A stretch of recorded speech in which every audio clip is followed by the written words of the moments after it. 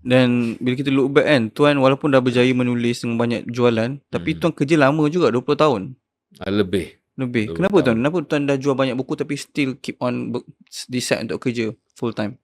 Macam mana? Kita kadang-kadang macam kita tak confident tau. Macam pendapatan kita berkeluarga kan. Kalau macam ini takut macam kita tak boleh survive apa semua. Sedangkan yang menyelamatkan kita, yang memberikan rezeki itu pada kita adalah Allah Ta'ala. Jadi bila satu hari itu saya terfikir apa semua, saya kira pendapatan saya rasanya boleh kot. Tidak tak mewah lah, tapi boleh lah.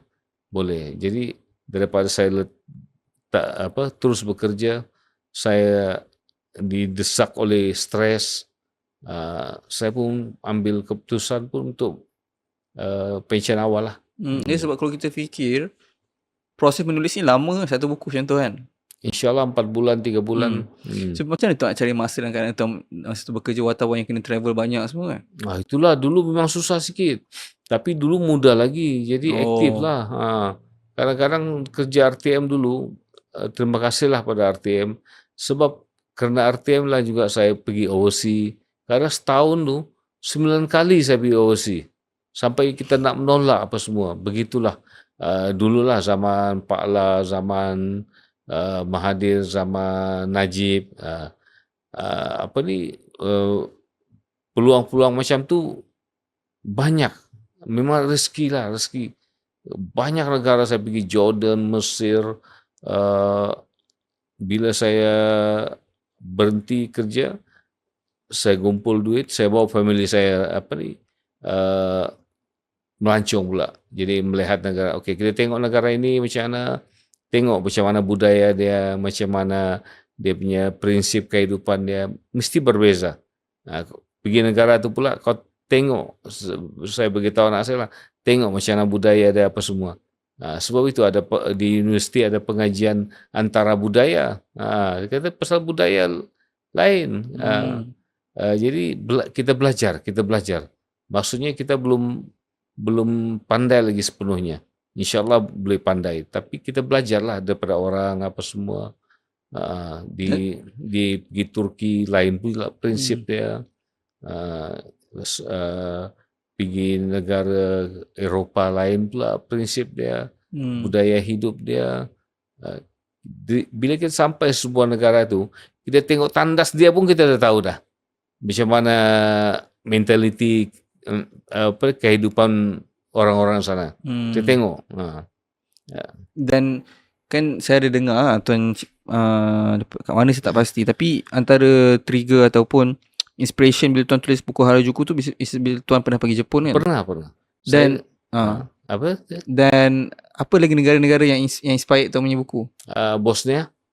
Bosnia kan dulu awal 90-an kan perang. Perang. Jadi kita teringat nak tengok lah. China dulu tak boleh masuk.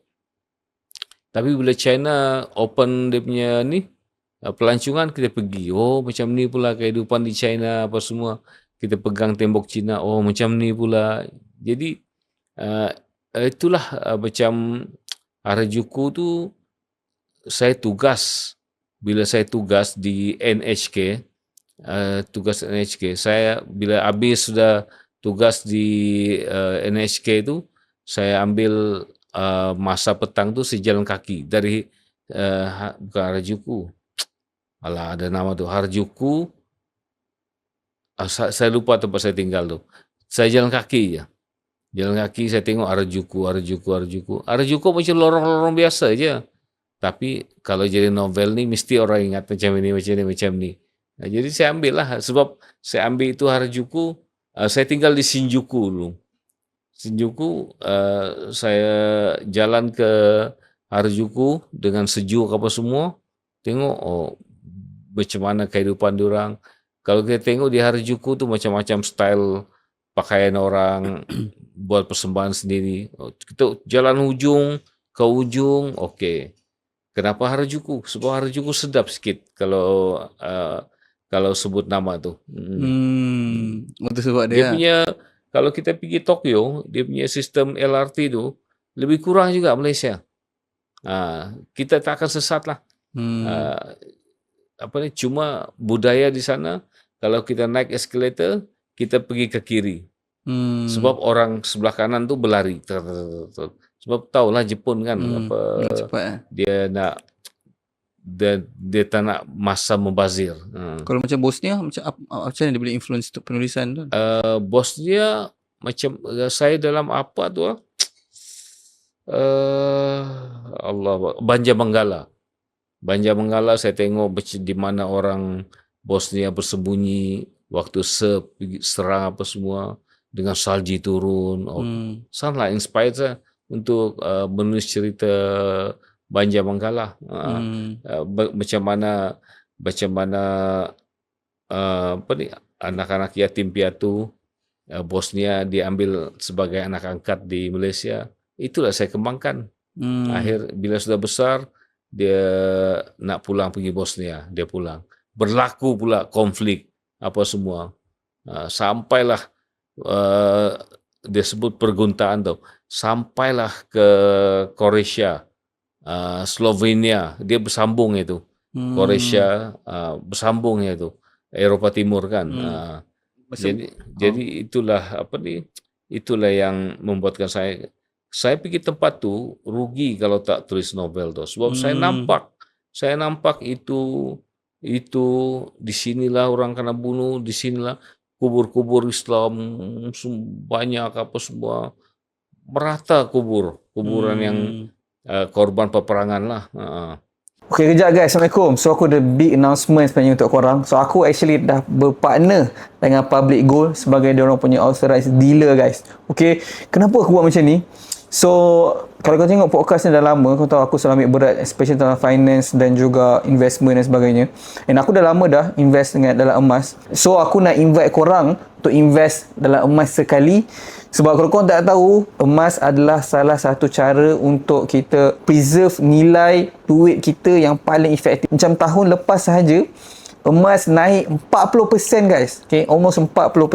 Put into perspective, kalau korang invest dalam financial instrument yang lain macam ASB ke last year, macam apa 5 ke 6% macam tu je lebih kurang.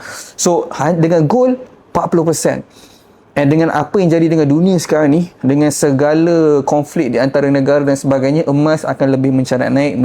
Tak pernah lagi dalam sejarah tahun ke tahun emas menurun. Tak pernah lagi guys. Okay, so aku nak buat giveaway guys. Aku nak bagi 0.25 gram. Kau boleh tengok apa yang aku pegang kat sini. So ni dia guys. Okay, so ni dia guys, 0.25 gram of official collaboration Public Gold dan juga kartun Inside Out kalau korang ingat. So ni korang boleh collect, and sebab ni korang boleh buat collection juga kalau korang nak. Dan siapa yang akan dapat 0.25 gram ni kepada investor yang bertuah, sepanjang bulan Julai ni aku akan run this giveaway. Satu orang akan memenangi 0.25 gram dengan syarat korang invest dalam emas hanya RM100 sahaja. Add-on, aku akan bagi 10 lagi pemenang bertuah yang akan memenangi buku investment emas oleh Hafizul Hakim ni, untuk korang dapat belajar lebih mendalam tentang emas dan kenapa daripada dulu lagi mak-mak nenek-nenek kita suruh invest dalam emas. Inilah dia guys, sistem simpanan yang tak akan pernah bocor dan ada nilai sebenar. So aku nak invite korang semua join Team Emas UCAS. Sebab aku percaya yang pertama sekali, simpanan emas ni bukan untuk orang kaya je.